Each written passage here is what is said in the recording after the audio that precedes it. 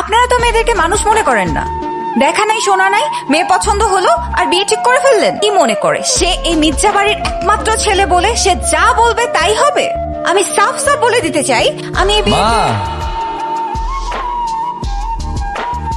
এই বিয়েতে রাজি। পাগল মেয়ে। এই থামেন থামেন থামেন থামেন। কি নীলাকে এখন চিনতে পারছেন না তাই না? চিনতে পারবো না কেন? সে বাস থেকে পিছু নিয়ে এখান পর্যন্ত চলে আসছেন। আপনার বুঝা লাগবে না, যে বুঝার সে ঠিকই বুঝছে। এবার বলেন কোথায় যাচ্ছিল? এই একটু গ্রাম ঘুরে দেখতে বেরোচ্ছি। ও চলেন, আমিও যাবো আপনার সঙ্গে। মাশাআল্লাহ, মেয়ে তো ভারী মিষ্টি। আমার ঘর আলো হয়ে যাবে। না, আপনি কে? আরে ওই তো তোর হবু বর। উনি কেন আমার হবু বর হতে যাবে? আমার হবু বর তো অর্ক। অর্ক?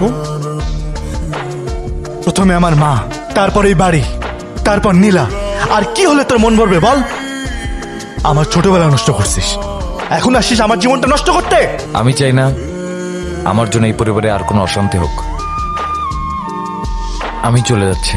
যা চলে যা, ভবিষ্যতে যাতে আমার বাড়ির আশেপাশে তোকে না দেখি। আরে কে বলছে ভালোবাসতে? আমি বলছি তোমাকে ভালোবাসতে? আমি তো কখনো তোমাকে বলিনি ভালোবাসি। তোমার এই বোকামির জন্যে আমি কি হারিয়েছি জানো? আমার মাকে, যেই মাকে আমি 20 বছর আগে হারিয়ে ফেলেছিলাম। কাপুরুষরা পিছন থেকে মারে, আর বীর পুরুষরা সামনে থেকে মারে। সাহস থাকলে আমার হাতটা খুলে দে। ভয় পেয়েছি, ভয় পাইছি রে, আমি খুব ভয় পাইছি। এই হাতের বাঁধন খুব।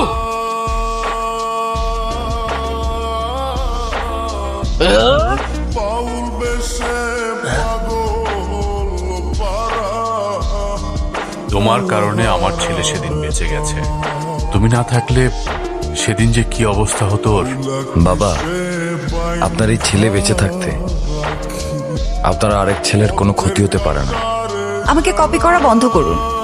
সব সময় কেন আমাকেই বকবক করতে হবে? আপনার কি মুখ নাই নাকি?